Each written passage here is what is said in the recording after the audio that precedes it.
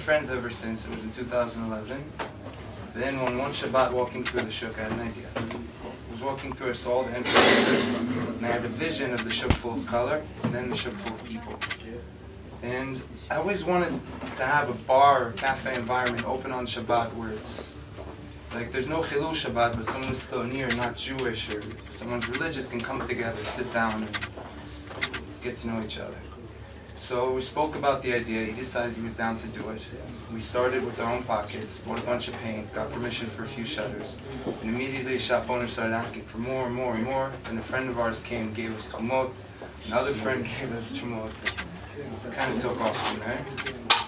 And the vision developed into a concept where we want to develop the shuk as a venue where everyone comes together on Shabbat. We can have shulchan of each shchuna, like being here, living in Jerusalem and tasting the food of Persian, Iraqi, Moroccan, Ethiopian. So imagine... רק לא אשכנזי. No, I love Ashkenazi, there's nothing like good kugel and fish getter. So, be able to taste each other's homes. And really, also, our friend Shalom, who gave us a lot of the trumot, he married a Taimania. And the chino was incredible. The fashion, the jewelry, the food, the music. And we realized we have such a rich, cultural heritage that isn't being celebrated like it could and should. Like most kids are into hip-hop. And coming from Brooklyn, where I love it, but seeing it like Israelis acting like hipsters. It's kind of fun. So we've been at it for a year. It's been really rough. Up and down, we had a lot of break, a lot of stumbling blocks, but we're getting there. He's painted. How many painted? I personally painted about 130 so far, but there's 360 shutters. 130 in the shop? 130 in the shop, yeah. That's like 130 shutters, some of them like double shutters, yeah. But there's 360. Oh, I know you. There's 360, so we have like a long way to go, you know. But it's kind of we need other guys, we need other artists, yeah. We've been inviting them. Yeah, we've been inviting a lot of people. No one has as much free time as me, I guess, but you know, everyone else has another life, you know. I just paint all night in the shuk, but it's been fun. It's been very good. It's been an amazing experience. You guys familiar with it? Has anyone been there? Yeah. I've been there. I mean, it's the shuk, that's not right.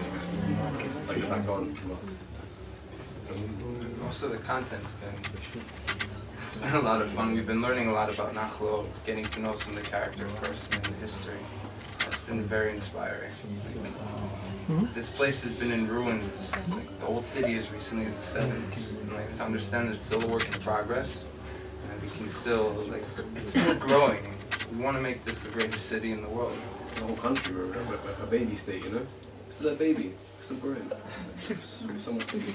Also, my background, I worked as an assistant for musicians. So being around the concerts and music festivals, and also growing up religious, learning about the Beit HaMikdash, I feel like the true character of Jerusalem is that of a festival ground, where everyone came together and celebrated.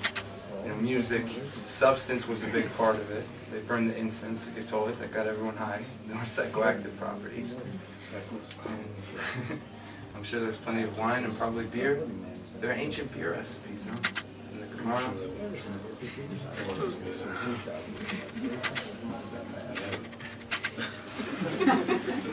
So it's not, sorry if I didn't understand. Who's who? Like you're the guy with the vision?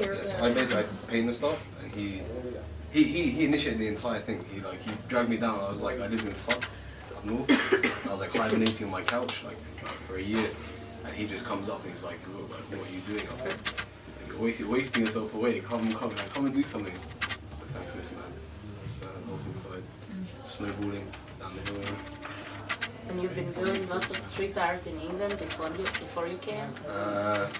It was the practice grounds, you know. Because it looks like you're a graffiti artist, and yet what you're doing, yes, I saw lots of stuff that you did, like in this abandoned house and so on Facebook. Oh yeah. It's maybe short video about it. But also it's interesting because here in Jerusalem in the shuk it is like what you're doing, you're getting permission. Yeah, so we work Rocky Shul. אנחנו לא vandalists, you know? So, but we work, that's the hustle, right? זה השוק כל יום. So you have to like promote to people that is something that is good for them, you know, because not it probably was a process to say like convince people that it is for the best, you know. Yeah, well, surprisingly, shops that aren't even open at night have been the most generous. You guys know Pitzuchim Moreno? Yeah. So that's the only place we buy Pitzuchim now. They've given us a huge injection of pain, and like at least enough for about 30 shutters. And they have really good food. So they invested in it. But the night guys don't. Bar owners, some have offered help, but they're like, oh yeah, paint all this and then we'll give you some money. No, we'll give you a beer, you can share it. And some have been. Also, a touching story. There's a family of Arabs that they own a few shops, they're brothers, in the shuk. And one night he decided to paint Faiz Abu Hamadia. Anyone recognize the name? What? Faiz Abu Hamadia. He was an Arab man who saved 5 American Bachuim from being lynched in Hebron several months ago. He protected them, so he decided it was a touching story, he wanted to tell it. As he was painting, one of the Arab shop owners comes up and says, who is this? I tell him the name. He says, Arabi or Yehudi? Arabi. He's like, למה אתם מציירים ערבי? אני לא אוהב, אני שונא, I hate Arabs. I said, what do you mean? He's painting him, and I told him the story. And he said, that's why he's painting. Whether it was a Jew that saved 5 Arabs or an Arab that saved 5 Jews, it doesn't matter. Like, it's, this person was a tzaddik. These are Arab shop people. It's a very confusing situation.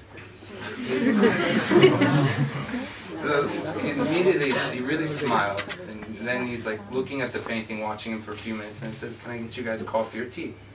I'm like, sure. So as he's serving us coffee, a group of people marched by chanting Mavel Aravim. They all had like Beitar Yerushalayim scarves. They went through the shuk making a lot of noise. But At the same time. At the same time, the same. So such a... for you it was probably such a...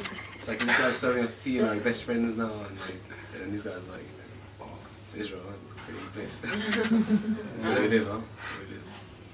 we looked at each other, and don't mind it. It's just hatred. It's bullshit. Let it go. And then we hugged it out. And then a friend of ours showed up. Unfortunately, she wasn't there to capture the beginning of the episode. She interviewed him, and she asked him if he heard of the man being painted before. He said no. And she said, what did you think when you heard the story? And he said, I was surprised. What surprised you? He said, I didn't know there were tzaddikim amongst the Arabs. And she's like, oh, wow. She's like, well, now that I see that they're tzaddikim, you know, it makes me think maybe I can be a tzaddik too. And him and his brothers turned out to be some of the most generous. Sometimes they refuse to take money from us. Every time we shop, they throw extra fruits and vegetables in the bag. Then we found out their mother's Jewish. So it's like, besides that. He's 100% Muslim or 100% Yehudi? Best of both sides, huh? It's been an incredible experience, spending so much time in the shuk, getting to know the history of the shuk, meeting the shop owner, Samir and his brothers, Darik. And we're still learning. There's still a lot of room for more content. In the beginning, a lot of shop owners demanded tzaddikim. So gave in, you know, a lot of them played a role in our history, and some of them have incredible stories. But a lot of them want something בקשר לחנות. צייר לי פה אבטיח, אני רוצה כלי בית. אם זה לא בקשר כלי בית, אל תצייר שום דבר. Another one, should I tell him the line story? With Mahsan. Oh yeah. This guy says, I want something to do with cell phones. So I'm like, I don't know, man. I don't really think he's going to want to paint it. So he's like, well, if it has nothing to do with cell phones, don't paint it all. I'm like, okay, sure. So I tell him that. He's like, don't worry. I'll paint him a fucking cell phone. So he ends up painting Samson wrestling with a lion. Like this epic, beautiful, painting. And then on the bottom, he throws this little cell phone in the corner.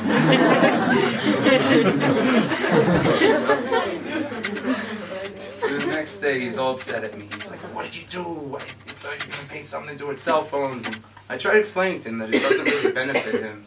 Like, it's only visible when a shop is closed. We're really doing it for Shabbat. Even though it benefits the nightlife, and we love the nightlife, that's where we spend. We don't really go to town anymore. But our kavanah is for Shabbat. And I told him, well, he said he painted a cell phone. So It's like, let me show you the cell phone. He like lowers the shutter, and I'm looking at it. I'm like, well, you know, Samson was wrestling with the lion. He dropped his phone, but it survived the scuffle because he had a He smiled and and so there's been countless of these little incredible moments. Thank God now we have a friend filming us. Yeah, finally. And I feel the world has a lot to learn from the story of Yerushalayim, the story of the Jewish people, the story of Nachlaot and the Shuk specifically. Like the fact that it just came together, a bunch of like farmers and merchants are setting up shop, like chaos, and the British coming in and trying to enforce order and shutting it down. So that's why, like, after we had a number of offers, some people tried to get involved where they wanted to open up a gallery and make it profitable. They saw it as a potential opportunity to make money. Other organizations tried to offer, you know, backing for the project, but they wanted it to be their project and under their wing. And we realized that when everyone was kind of also, apparently, I don't know, the Ministry of Tourism has been claiming credit. I understand the area did a project in 2011, and that was a big inspiration. The fact that there already was a substantial amount of art in the lower Shuk. We decided we're going to open up an Amutah. That way we can apply for grants, and he's willing to lend, you know, his work. We'd open up a gallery that would take a smaller cut than a traditional gallery. So it would support the artists who contribute, and it would also support, like, we want to produce festivals on Shabbat. Like, for now it's just a dream. I imagine the community, I hope the community will come together. It's something, it's not going to happen with just us. This is your kavanah from the beginning, to make the festival and make something there in Shabbat. Yeah. Like, I took my mother there in Shabbat. So Yeah? that was the beginning. Yes, I took her. Are you already Took doing her it? to see it, especially. We've done Friends one or of two ours. meals. Sorry? We've done like 2 meals there. And our friends are going to be doing a meal on Shabbat before Purim. But we're thinking like bigger than meals. We're thinking like real like cultural events, you know? There's like obviously no money involved. It's just like just a showcase for our culture and our history and things like that. All over all our backgrounds, you know? And also it's anti-capitalistic because it's no Yeah, money forget about involved. the It's money, like we from don't need the money. goodwill. Yeah, right. We don't need that. We just need it to burn to keep ourselves warm, you know? Well, actually, not yet. Soon, one day. You guys remember? Or wallpaper. Money was used as wallpaper. Yeah. I also imagine by bringing together all the flavors, it will inspire a new Jewish or Israelite identity, a new sound, a new style, fusion that never existed before. Like, I'm sure everyone here has tasted, you know, the different flavors of our culture. But most tourists don't really get a chance to have that genuine Jewish cultural experience. On Shabbat, what do you have to do as a tourist that isn't Jewish? You're not really going to go to Beit Knesset. You go to the Kotel, and okay, you can go to Har Zeitim or maybe, you know, parts of East Jerusalem. There's almost nothing to do. And I love the quiet. I love it, but still, I feel like there's so much potential for Shabbat to be fun, and for the, you know, the universal aspects of it that anyone can appreciate. And we hope that once it's established here in the Shuk, we'll collect the best of the best and take it around the world. And really. So do one. Have you tried to do? You did. Yeah, we did. But we decided to focus on one step at a time. Let's first establish the gallery. You know, get a substantial amount of art up and running. That way the tour groups will start coming. And there are a number, we had our first group a few months ago from Miami. Where is the gallery? Where It's is it spread out. No, the located? gallery, the Shuk itself is the gallery. Ah. And so. Really? So, and you're making the tours like in a like a gallery זה tour? מה שהוא רוצה, זה החזון. So it's for the tour guides, really. We're trying to really integrate it. Yeah, we're not the right guys. Yeah, Have I'm a a bunch of tour guide. Yeah, we know. Half of Nachlaot are tour guides. For you guys to decide based on whatever group you're guiding, which aspect of this person painted you want to portray. We hope that everyone who comes to it feel a personal connection to the core universal values of our nation, which is supposed to be Ve'ahavta L'Orecha Kamocha, which isn't always easy. I also get very negative and hate on everyone. And And we all go to the bathroom. Yeah, well, you No, know. but you're giving hope. There is hope for humanity. Spreading the light. You know, they say it's not that we have to fight the darkness, we have to like, spread the light. So it's All the young kids who fought in the Lechi and Haganah, that's a big part of what drives me and inspires me.